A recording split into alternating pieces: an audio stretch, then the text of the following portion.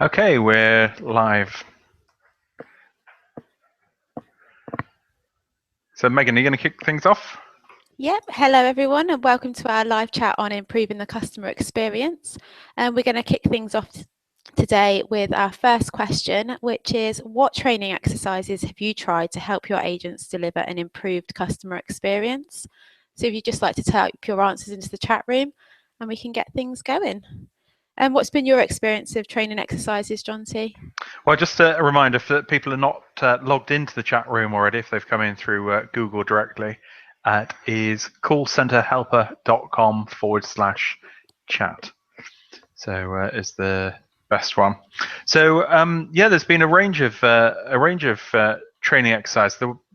Probably the best one I heard recently was about asking agents, looking at communication techniques and drawing a house, where you get one person has to draw a sketch of a house, and then they have to describe that house to the other person, but only based on the questions that the other person asks of them.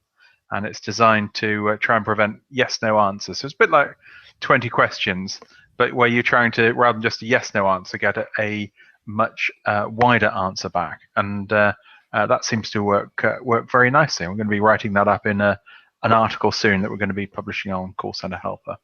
Yeah, that sounds like a really good idea, John T. We'd love to know if anyone's tried that. You just type that into the chat room now. We've also seen some other ones out and about on site visits.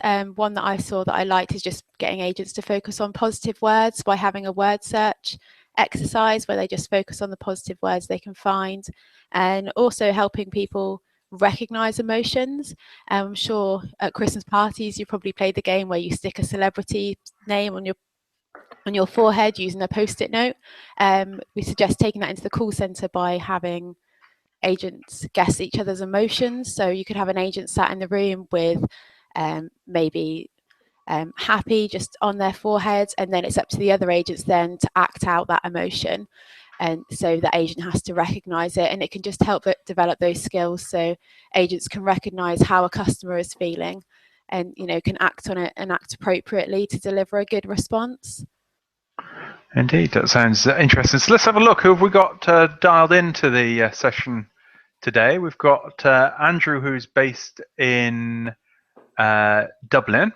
We've got Rachel's in Cheltenham. We've got Rupal in Mumbai in India. Samantha seems to be based in Hampshire. I think we've got Martine, who's dialing in from Uganda. So quite a range of different people logged in so far. So we're asking the question, in order to improve the customer experience, training is quite a key thing. So what training do you do in your contact center, and what training exercises have you tried to help your agents deliver an improved customer experience? So if you're in the audience and you'd like to type in an answer to that question, we'll have a look at what the results coming out are.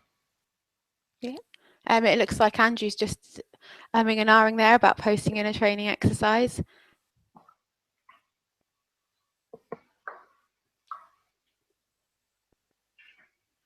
So the results coming through. It sounds as if the video isn't jumping from one person to another. I wonder if anyone in the audience is seeing the screen's not jumping across. If you could leave your response on that, and we can check that out.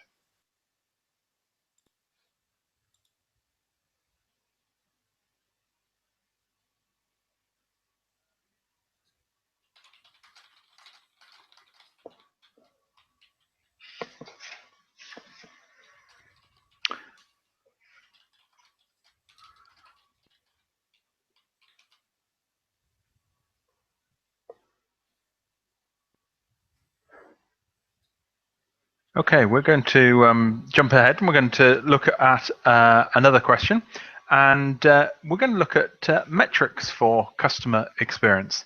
So the question I'd like to ask is, what metrics do you use to measure customer experience? So do you use it through customer satisfaction? Do you use it through something like the Net Promoter Score? Is it through customer customer effort. So what metrics are you using to measure customer experience? So if you'd like to type that into the chat room. We did have a response from Andrew regarding the training exercises, and he says we have some in-house material that we provide via our own SAS solution. We measure the test results against CSAT returns and tailor individual training surrounding areas that agents aren't as strong in. Luckily, we're still small enough in number to allow for some flexibility. We've also got some feedback about the video, and no one's really struggling with it jumping. Okay, right, good. So hopefully that should be able to. I think there's a number of people not able to see the piece on that. So it looks like Ronald is saying Net Promoter Score and customer effort are two of the measurements that he's using to measure the customer experience. So be interesting to see what other people have done. Quite interesting. We did a survey a little while ago that shows that Net Promoter Score has been a little bit on the wane. So it would be interesting to see if anyone else in the audience feels that.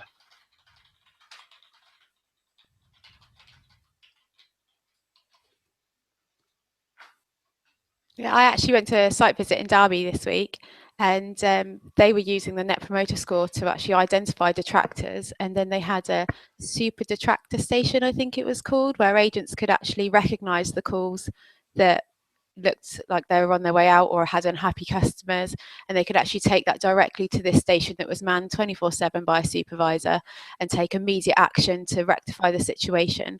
They seem to be quite pleased with the results they're finding there. So they actually had the Net Promoter Score in action, and yeah, it seemed to be working quite well for them. Excellent. That's very good. So let's have a look. We've got Andrew and Ronald talking into the chat room. So be interested to see. Ronald, be interested to know how you measure customer effort, because I think there's been some various debates recently on measuring customer effort. Oh, Andrew's saying we're starting to push first call resolution as much as possible now. And that is quite a practical approach, because obviously in terms of hitting the buttons on customer effort and just a positive all-round customer experience, you know, someone doesn't want to have to phone back 5-6 times to try and resolve their issue, you know, and it is just about adding those extra questions in, such as, is there anything else I can help with, and just wrapping up any loose ends and just training the agents to make sure that they do ask those questions so the call is resolved and the customer has no need to call back again, even if it is about a slightly different issue. You know, they'll leave the call with a positive experience that everything's wrapped up and they can get on with their day.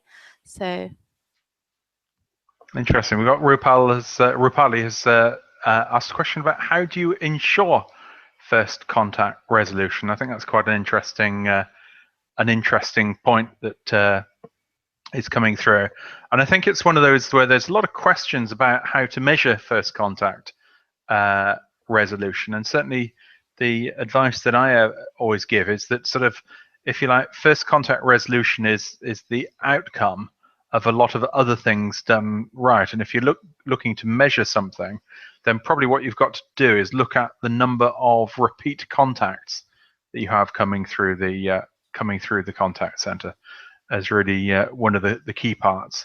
And actually what we may find is that sometimes what we view as a repeat contact, which is a second reference in our database, may be actually the second time that somebody has come into the contact center. So could be quite different, because they may have hit the website first, then not found what they're looking for on the website, and then contacted us through the contact center. We see that as the first contact, but that actually may be the second contact that somebody has had through the contact center.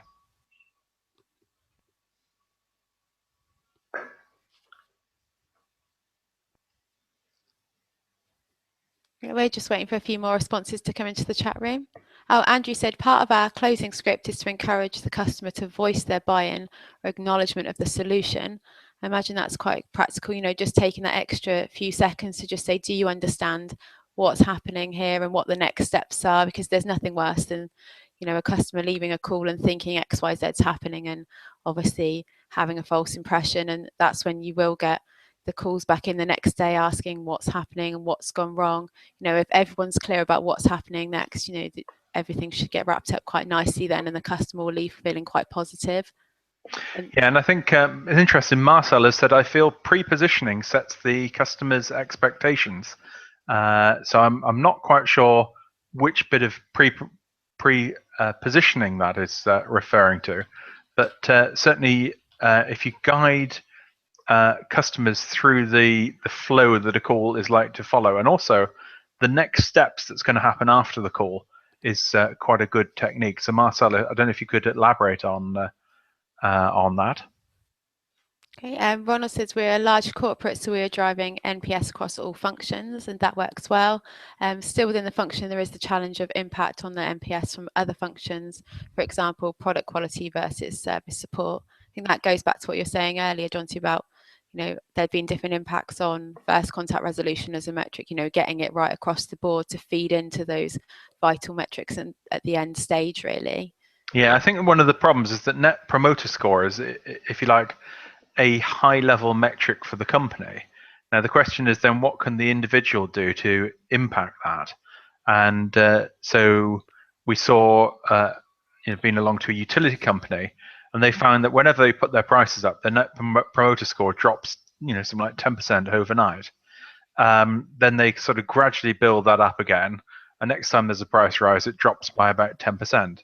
So they've actually stopped using Net Promoter Score as the key metric, certainly pushing it down to agent level, because it's very difficult for people to feel what impact can I have on that across the board.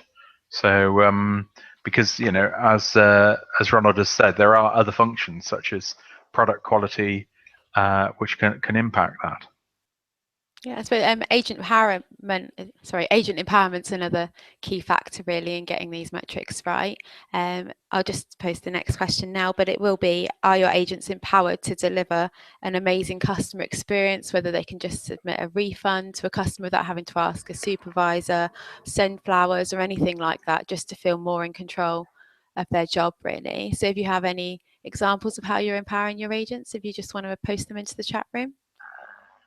Yeah, that would be quite interesting. So it would be interesting to know how empowered are your agents as well. So what limits on authority do you have? A lot of agents say that they're very empowered, but I do wonder how empowered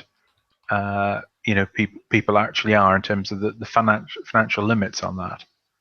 And we had a poll recently on one of our webinars, and we found that 36% of agents can offer £20 compensation without approval from a supervisor.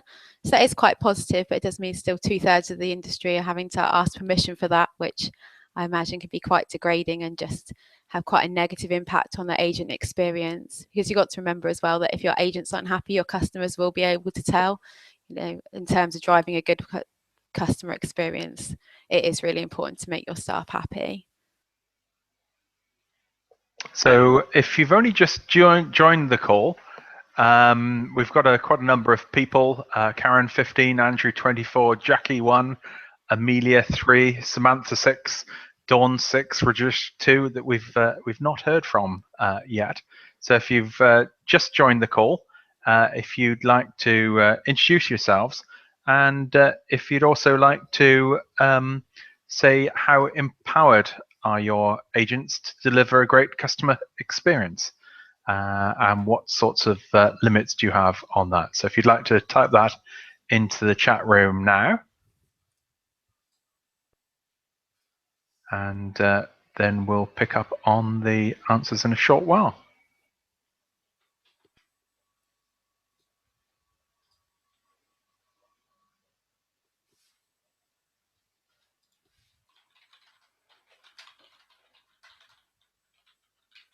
And we've got a reply in from Rupali, who says, now that we're talking about gifting the customer, I need to understand how much and how many times a customer should be gratified.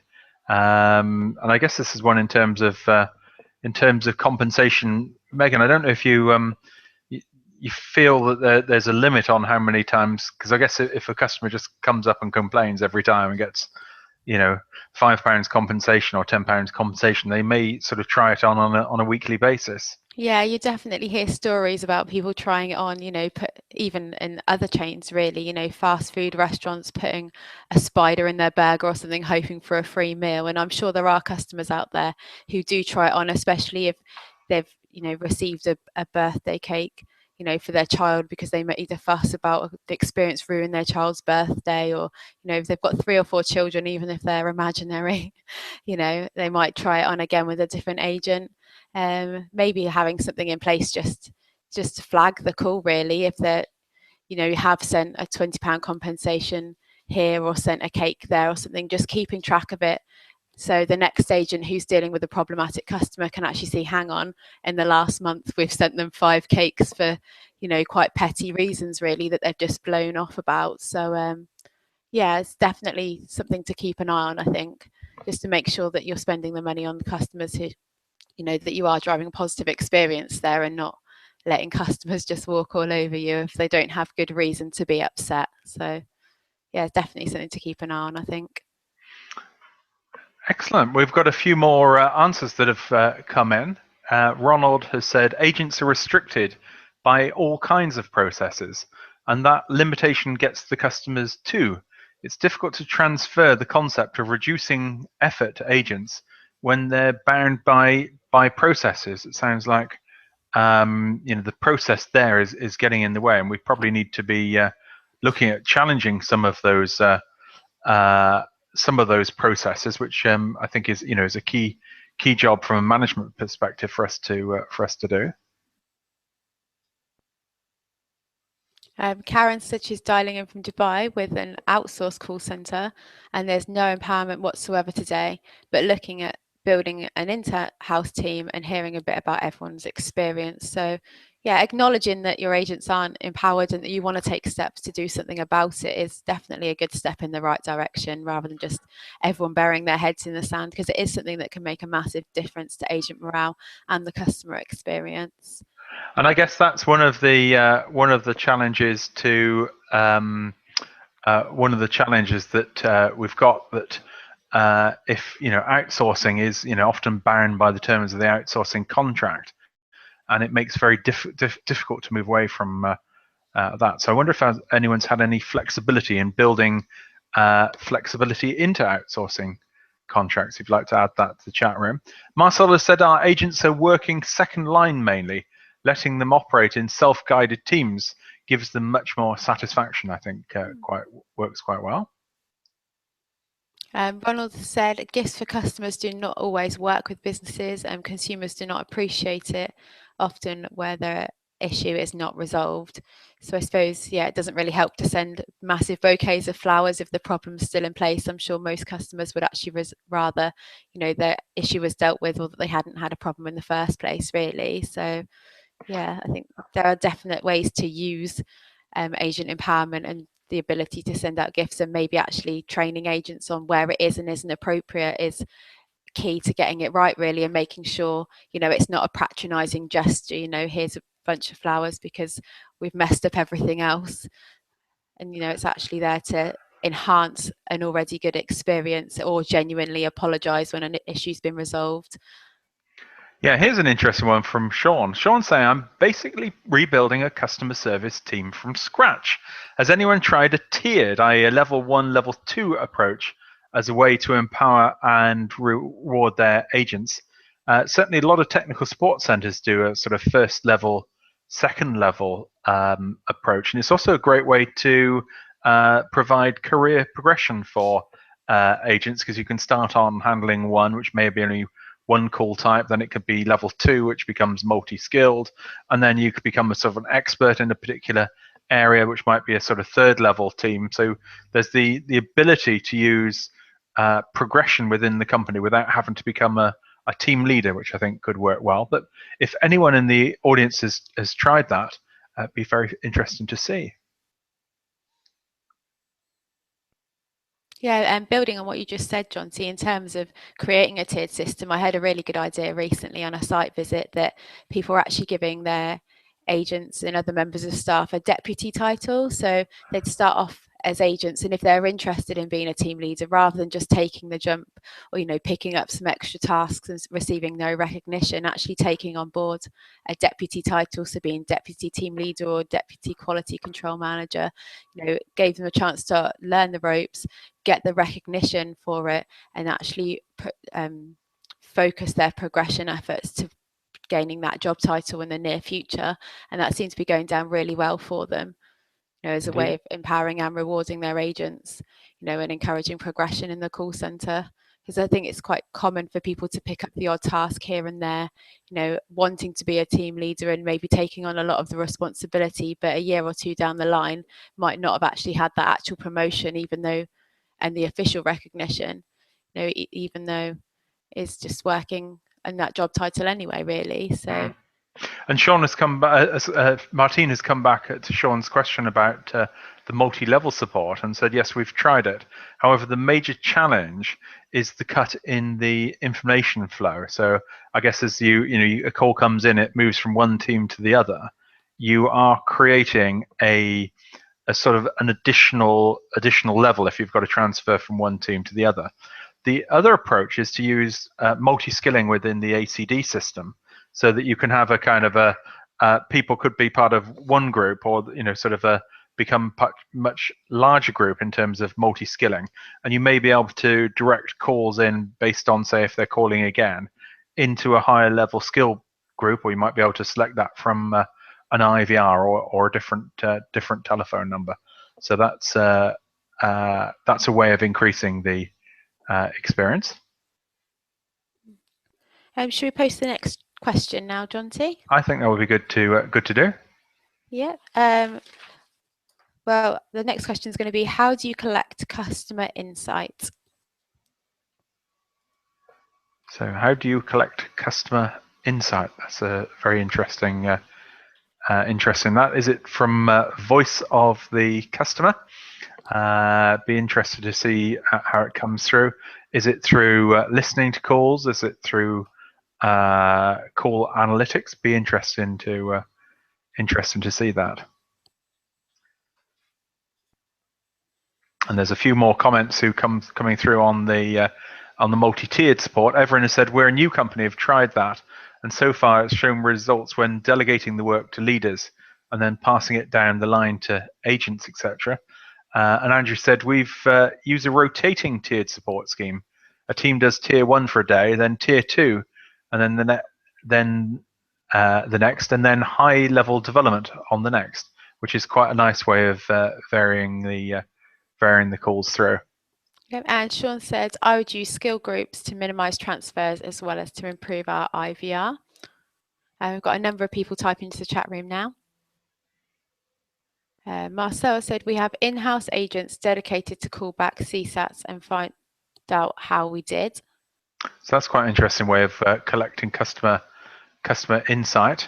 And Martine has said, we make callbacks to customers as a way of collecting insight from different people.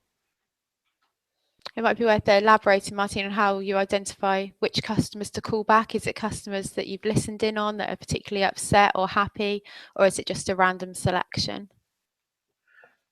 It'd also be interesting if anyone is doing a voice of the customer scheme in terms of collecting feedback from customer surveys at the end of a call. Be quite interesting to know who's doing that, and if anyone has any techniques for a voice of the customer scheme.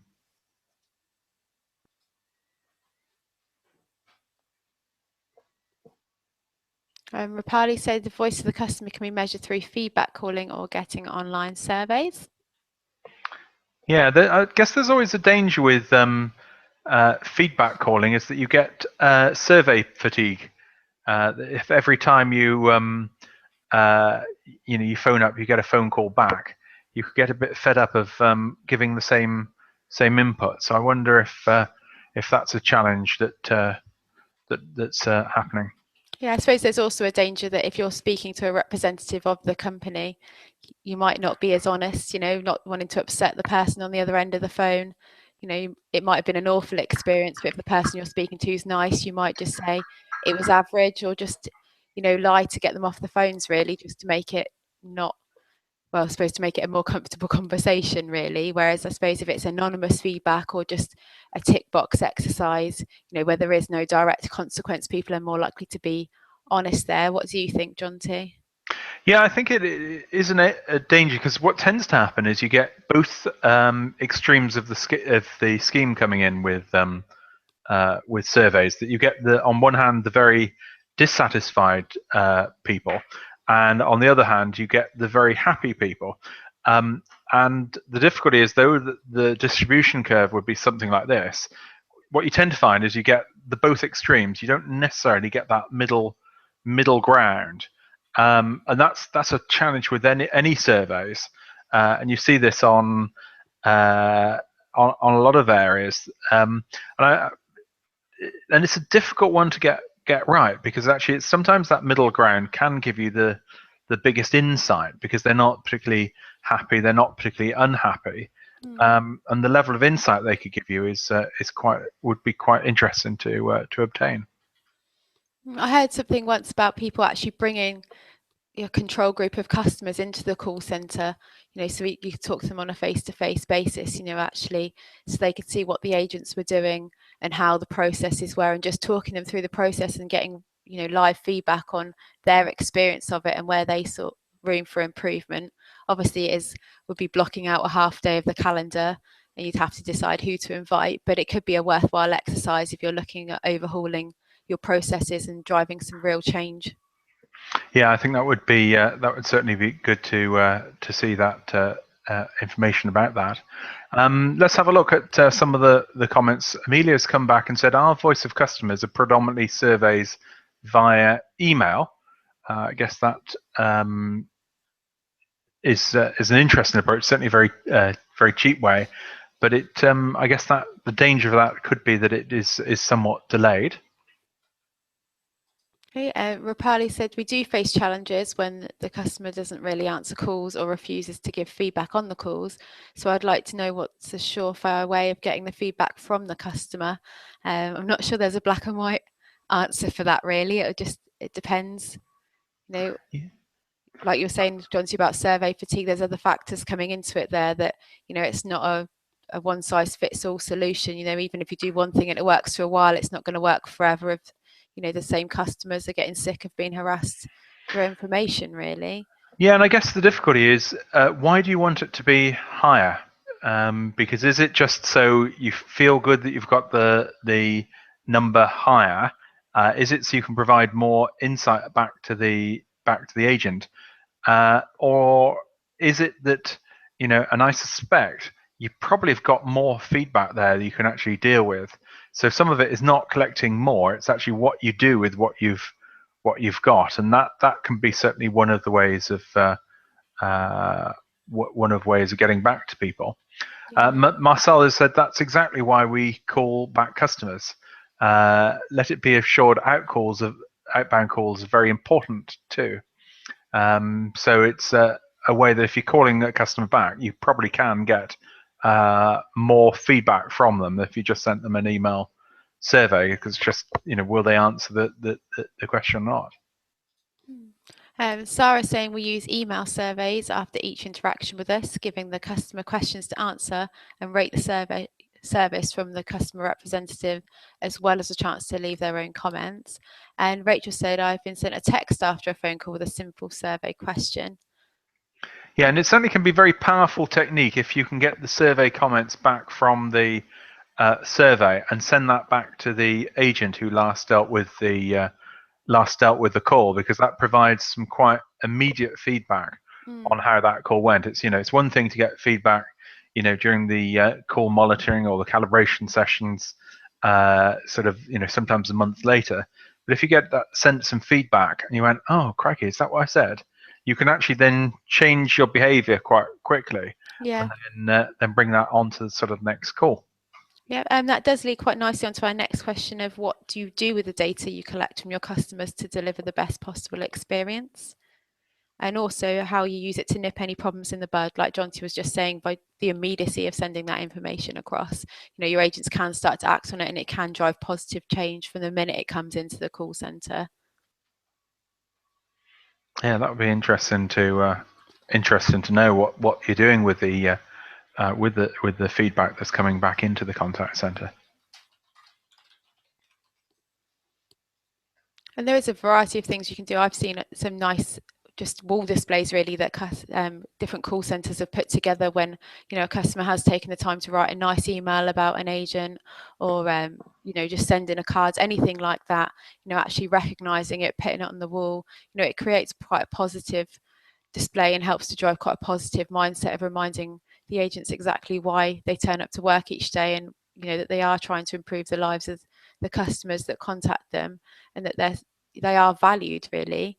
So yeah, it doesn't have to be all automated or technical. It could just be sticking an email on a wall really, and just creating a nice collection of them as a wall of just positivity. I do like the positive feedback walls. I think they're a great one, and very simple to motivate people. And it really, a lot of motivation schemes only tend to reward the top performers. But anyone can be proud of a message that someone sent in. It can go up onto that wall, and that can be hugely motivating in terms of some of the feedback that comes through. Andrew said we found that email surveys had a terrible return rate. So they do outbound calls, but rather than terribly structured, they do in a more free form sort of way, which I think is great. Getting away from the overall scripts to getting feedback overall. And Rapali said that data collected from the survey can be used to measure the CSAT of the customers, and in turn tell us where our service stands in terms of CSAT. Okay. Indeed, that's quite an interesting one, because certainly picking up on the customer satisfaction rate can be useful. I guess this is where people perhaps want more feedback, because you want to be able to see the trends perhaps in customer service happening more on a more immediate basis, which is where the frequency potentially can improve from that perspective. I think we're just waiting on some comments from Andrew and Amelia at the moment. Okay, yeah.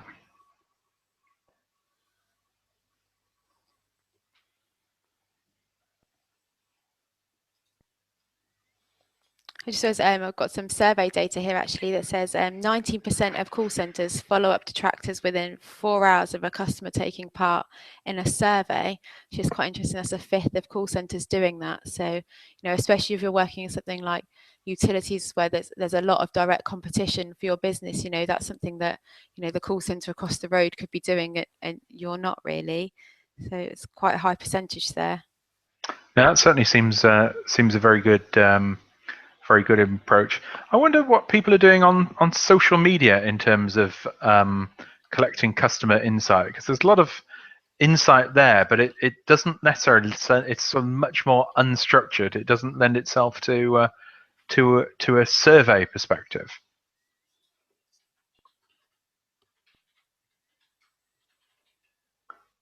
And said we have got very valuable intelligence back from customers. Many of our software modules have been introduced because of a customer requirement. And when we get positive messages back from customers, one of the directors will come down to the desk of the agent and personally thank the person. I think I really like that, that it's actually being recognised across the business, that it's not just the customer that is happy that it's having a positive impact, and the agent is being rewarded internally for that experience as well. Yeah, there's nothing quite like getting the senior management down to the contact center. I think that's a great example of how you can improve things within the contact center, and also very good if you can get the senior management team down onto the phones. I think that's one of the things that probably doesn't happen enough. We see undercover boss and back to the floor, all sorts of TV TV shows like that, and actually getting down onto the contact center floor can be very, very powerful in two ways. First of all, in terms of just helping people see senior managers coming down, getting them involved, but also just that level of customer feedback that really goes back into the organization, that they have a insight of what it's really like on the front line, and also just what customers are telling. Because certainly I've worked at quite senior levels in a number of companies, and the higher up the chain you get, the more removed you are from customers, and it's great to have that sort of overall sort of validation of where things are going right and where things are going wrong.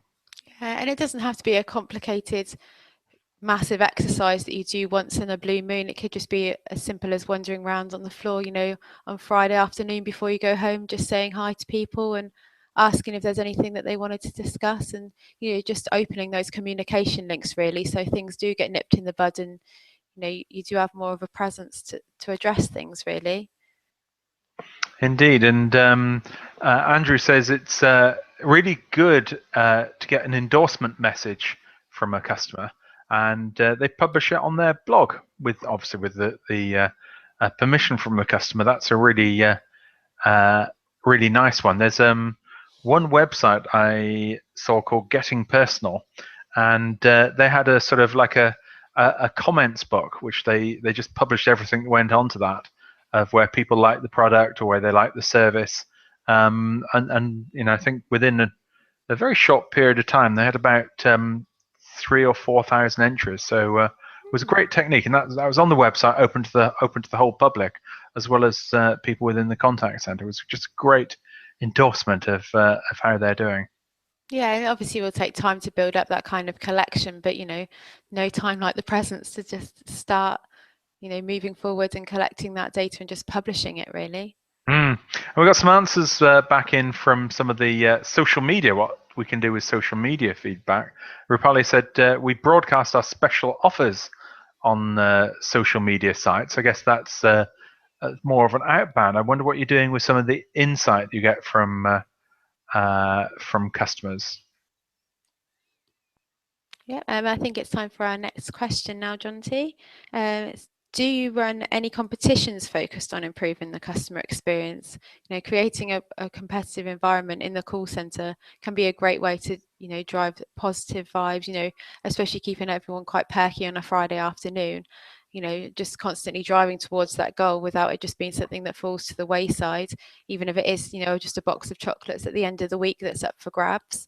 If you've got any ideas on that, or there's anything that you're currently quite proud of running in your call center, let us know. Yeah, it'd be interesting to know how you keep the energy levels up there. I guess we're reaching the time of the year when the evenings will be starting to draw in, and sort of it'd be a very different motivation that we need to get people behind from how to deal with the sunny weather. So whether there's any competitions or any seasonal activities that you do focused on improving customer experience, would be interested to see. Yeah, I saw a great one based around speech analytics in a recent site visit, where they were actually using the technology to track how many positive words that their agents were saying on a daily basis. And at the end of the month, they were using all the data collected from the speech analytics software to spot which agents have been using which words and their frequency, and actually rewarding those agents, with a meal out or bottle of wine or something at the end of the month for using as many positive words as possible. Just some good and great, and I'll get that done straight away for you.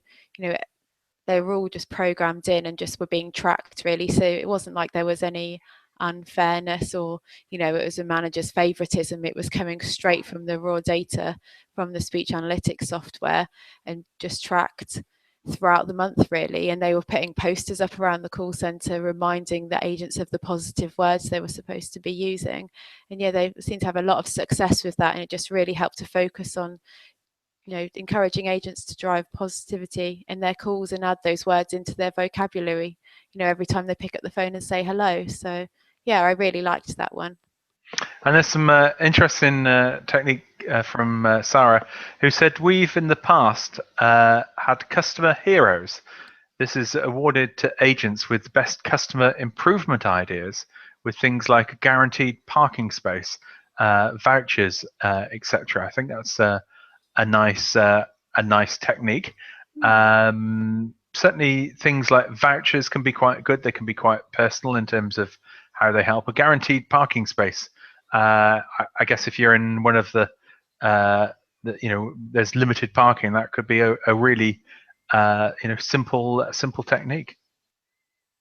Okay, Marcel's not a fan of competitions. He said competitions tend to drive individualism. We like a constant product, the same solution for the same problem, the same approach. So there's no competition here.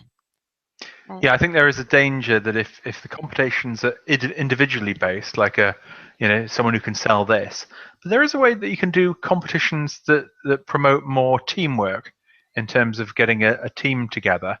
And I guess we're not necessarily looking at just competitions, but we're looking at individual focuses to improving customer service overall, and seeing how that would tie together. So where there's any themes for end of year, or whether you've got themes for things such as Halloween, would be quite interesting.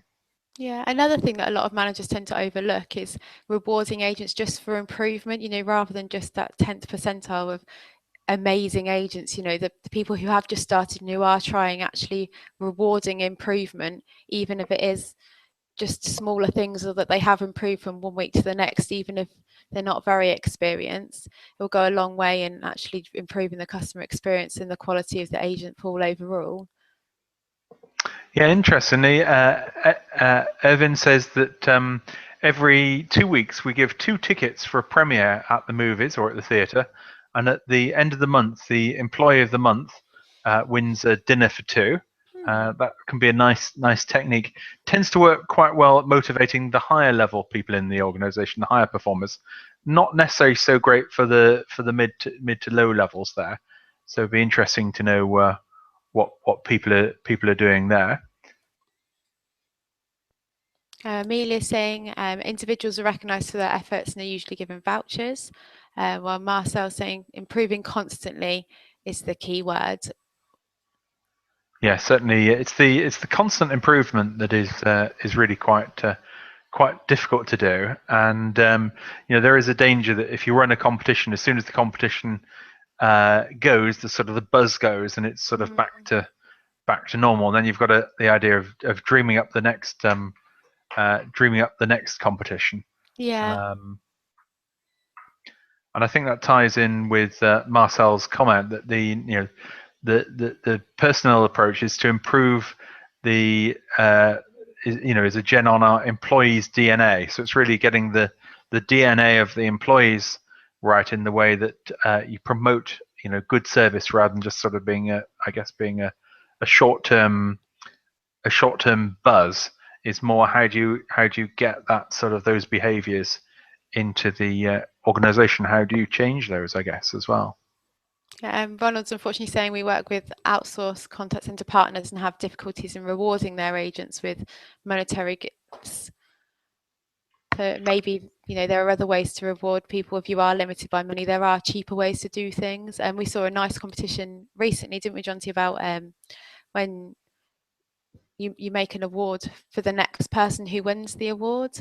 So it's just a case of applying the creativity. It could be a case, even if it's folding up a paper airplane that's decorated by one agent, that becomes the prize for that week's competition, and then the winner creates the prize for the next week. And that that's a bit of paper off the photocopier, really, isn't it? It's not yeah, huge financial incentives. It doesn't have to be driven by that at all. And even just handwritten thank you cards to congratulate agents on things, or just a round of applause at the end of the day for someone who's done performed the best, really. None of these things have to be driven by huge pots of money, really.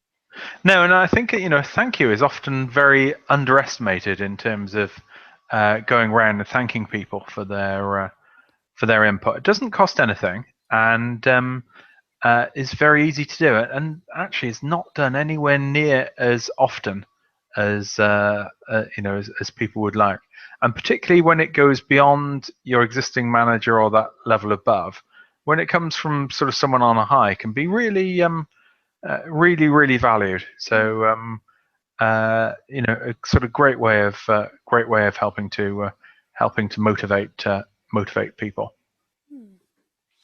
Okay, in terms of moving on to the next question, I've got quite an interesting one now. Who is responsible for driving a great customer experience in your call centre?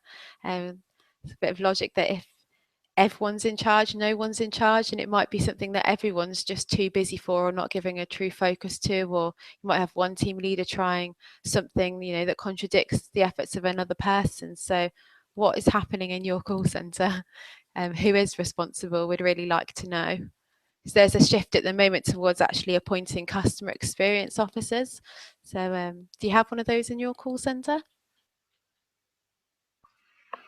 Yeah, so who is responsible for customer experience in your contact center? So I think they've got a number of people typing away.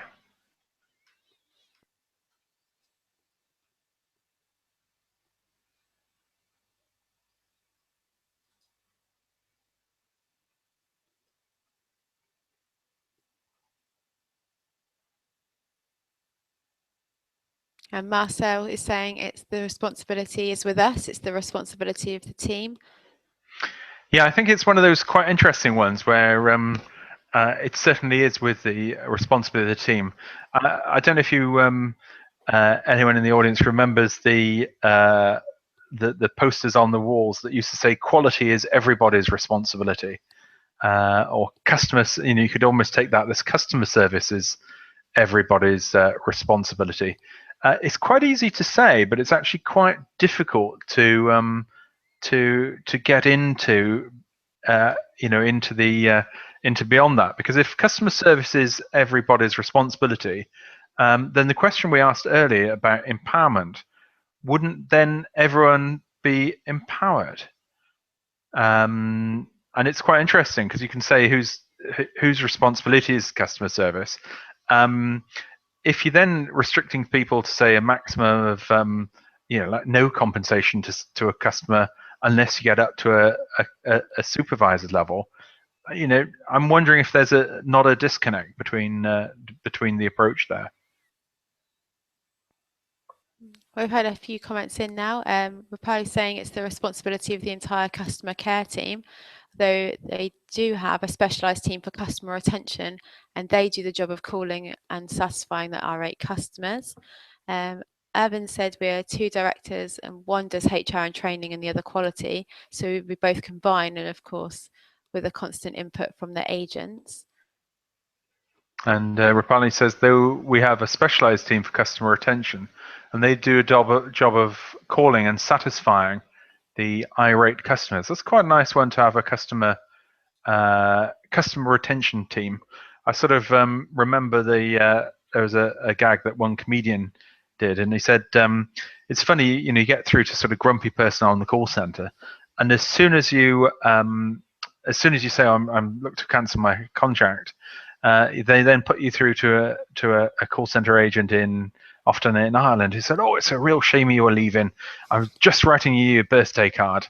I wonder if there's an element that if it's the customer retention team who have the responsibility for customer experience, where that's just a little bit later in the process. Yeah, it's almost, you need a proactive experience, to retain customers, don't you, rather than reactive, actually remembering their birthdays ahead of time, and thanking them for customer service, even if you've not had much to do with them that year, not waiting for them to come to you with a problem before you jump in and try to fix anything and go the extra mile. You should be going the extra mile already for your customers. Yeah, and I think the comedian I was talking to, there was Jason Manford, and we'll see if we can dig out his a clip of that call center bit on YouTube. It would be quite interesting to put that up on on our Twitter feed. It's quite a funny one.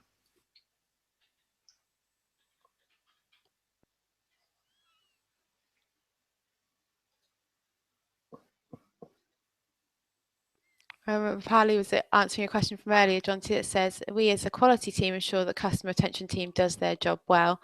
So yes, quality also plays a vital role in ensuring customer satisfaction. Indeed.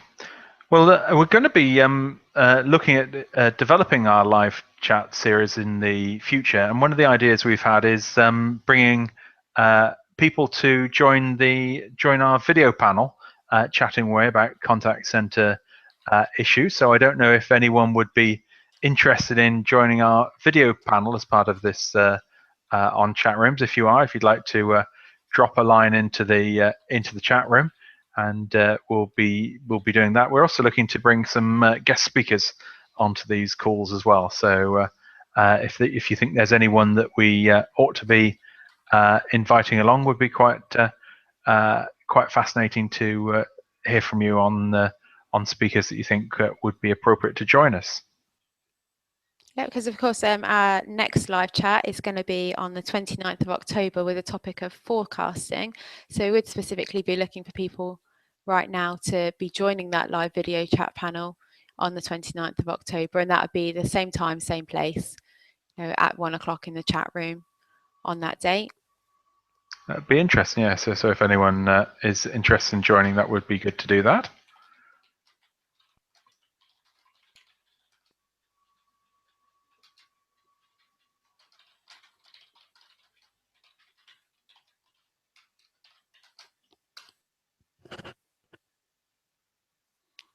So it might also be worth posting a comment to the chat room about how agents' quality is monitored. Because the one thing we've not taken today on the call is we've talked mainly about voice calls. We haven't really talked. We talked a little bit about email in terms of surveys, but we haven't talked about web chat. So I don't know if anyone in the audience is trying to improve customer experience on web chat. It's quite a new channel that is improving overall from web chat. So if anyone has been experimenting with web chat, would be interesting to see that. On the webinar that we did last week, we looked at how many web chats can an agent take to improve, and still deliver a good quality level. And it was quite surprising that the consensus seemed to be that it's not the conventional wisdom of 3 web chats per agent, but it's actually only 2 web chats per agent. I don't know if anyone has found that they've had any experience from a web chat perspective of what is the optimum way to ensure quality. Be interested to see how that fits in.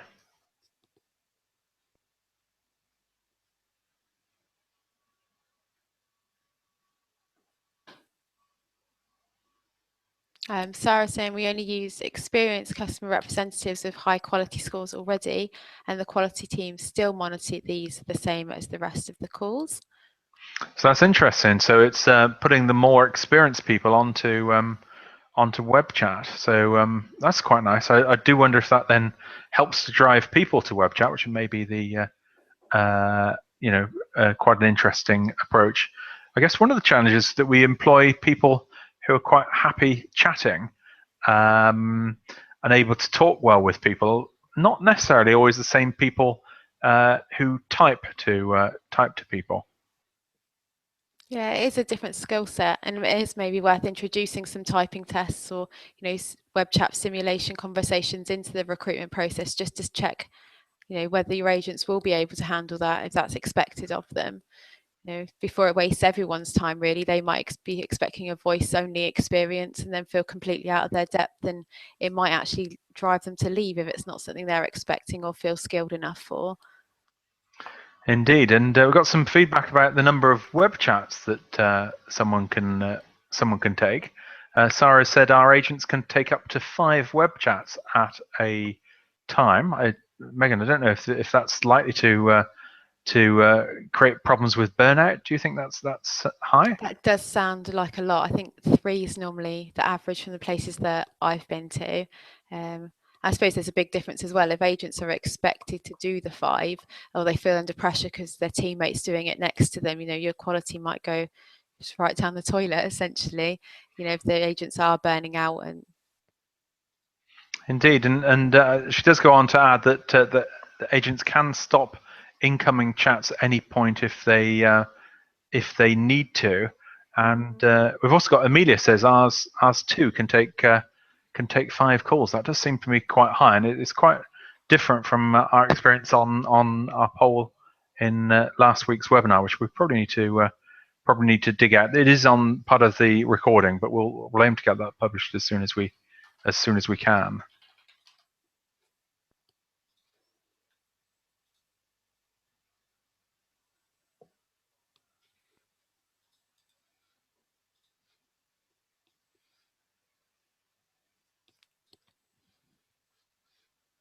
I've actually found one of our polls from last year's results on how many web chats can an agent handle at the same time, and 6% have just one web chat going at the same time. 70% suggest around 2 to 3 works well for them. 22% have said 4 to 5, and 1% have said 6 to 9, though I've not personally seen that in action. And thankfully 10 plus is 0% of call centers are expecting their agents to manage that many chats. I just don't see how that would work at all, really. If there was an excessive amount, it's quite hard to keep track of just one conversation, especially if you're flicking in and out of knowledge bases and trying to post the right information in the right place, especially as the role is quite pressured a lot of the time anyway.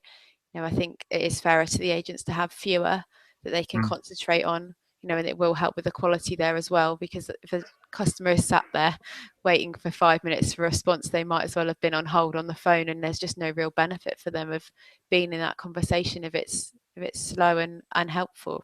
And Sean said, we're looking to introduce chat to our customers. How do we drive customers to use chat instead of always calling in? So I think that's an interesting one. My personal take on that is it's probably down to, wouldn't necessarily drive customers to it.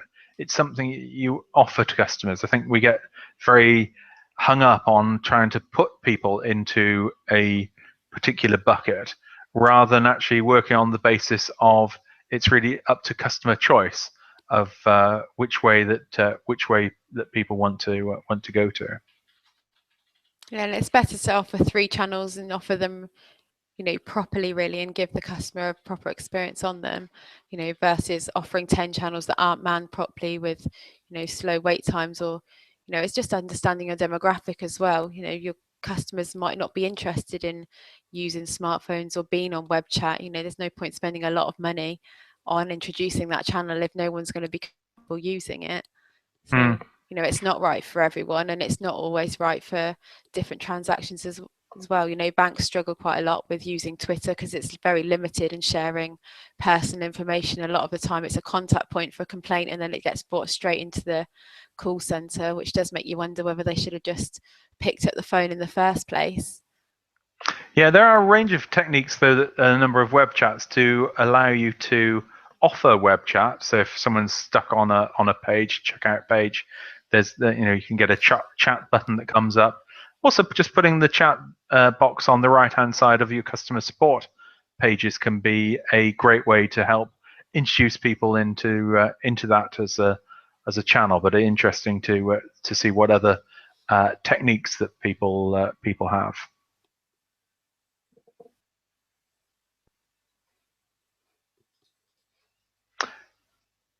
And we've got a number of feedback that have come in. Andrew has said we use more experienced people for web chat teams. They need to pass grammar and spelling tests and be able to type at more than 50 plus words per minute. Certainly one of the things that we seem to not do anymore is touch typing, which can also increase speed and also increase accuracy as well.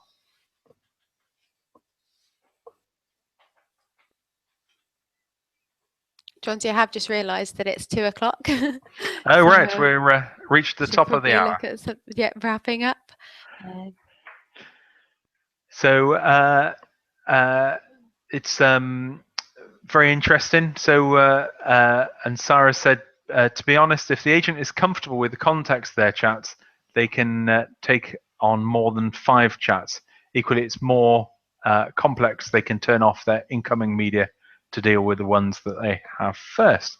So that was great. So Megan, what's the when's the next chat that we live chat that we have? It's on the 29th of October at 1 o'clock, and the topic will be forecasting. I'm just going to post the link into the chat room now, so you'll be able to see, go through to the page. Then you can add a reminder in your calendar, and so you don't forget to join us, because it has been a pleasure to have you all on the call. Wonderful. And if anyone is interested in joining our panel on forecasting, it'd be fascinating to have you. If you'd like to just drop us a line, would be very useful.